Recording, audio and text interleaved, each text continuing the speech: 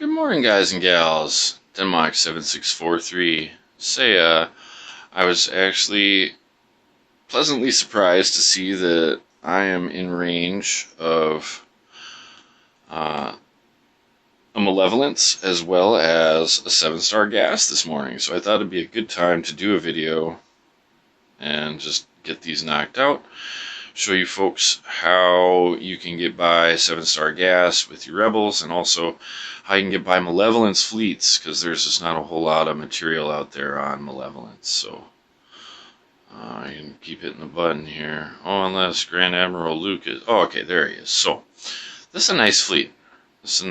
He quit using IG. He's got a 4-relic Sunfac, which is just fine. And then obviously a 7-star, you don't even need to dig into them because they don't have pilots. And then of course your 7-relic Malevolence. It's a great fleet. And he's starting his Vulture out here. And so what you need to do is just keep track of where that Vulture is right away when it loads in. It's very, very important that you start working on it right away and you do whatever you can to get rid of it ASAP. Because once that first Vulture is gone, if they start it, doesn't matter how many other Vultures are on the field, you just kill everything else, those other Vultures disappear and you win. They will despawn. So, the trick with Vulture Droid, a lot of people, I guess Luke included, they're starting him, which makes it very, very easy for the attacker to know where it is and just remove it. So that there's no chance of any confusion if it's reinforced. Because if you're not looking even for a second, or you don't care, or you're not thinking about it, you could end up targeting the wrong Vulture and killing a Vulture Droid and then not having them respawn at the end, and despawn rather, and then they're going to get a turn and all the assisting is just ridiculous, and the next thing you know, your whole squad is decimated. So let's go into the fight. We're going to airplane mode it so that we don't move them at all.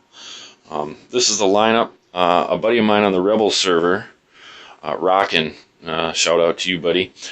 He asked just about a little bit of footage for how you go after these guys. We are not going to use our Hounds Tooth today. We're just going to go after them like this and see if we can come out with a win. As he had asked, can you get past these guys without using your Hounds Tooth? And the answer is, I've done it before plenty, but I just haven't done it against this particular gentleman. So, we're going to target this guy right away, and we're just going to shoot him.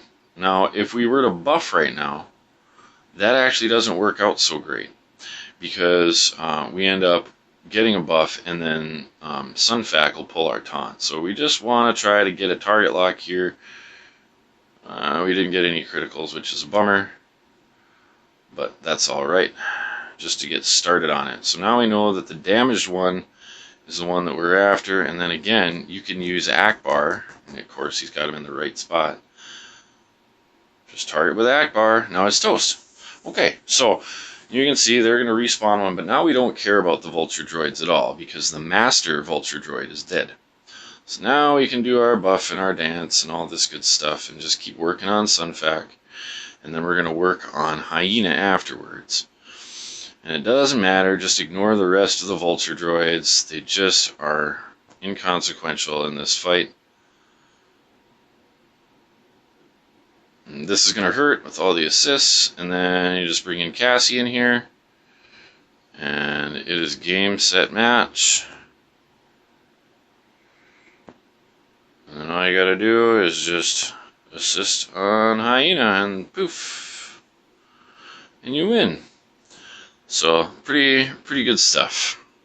That's really all there is to it. A lot of people will try to start that Vulture Droid, and what I keep telling people is, for your defense, especially with just a 5-star Malevolence, you gotta start Hounds Tooth with it instead of that Vulture Droid, because you can just mow right through them, and you do not need anything. By the time Cassian comes, it's over.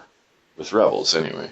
So, I'm not sure exactly how you're gonna fare with Negotiator yet. I'm still waffling. I have a ton of currency for both types, so it doesn't matter for me. I'm ready to go ahead and unlock either one of them at this point. Get even a 6-star Negotiator or a Malevolence. I just haven't decided which one I want yet, because I haven't seen how a 7-star Malevolence performs. in terms of D. I think it's going to be really good because the Vulture Droids are going to scale off of the capital ship, the magic spawns that come out there. And all you got to do is buy a couple of capital ship turns. If you ever get to that ultimate, you're going to destroy people with the extra turn. And I don't know, I can just see that Malevolence fleet being very deadly once it matures. That 5-star negotiator wasn't a big deal for Millennium Falcon users at all. It just wasn't a thing. But once you get to 7-star and you can't outspeed their capital ship, you can lose to them.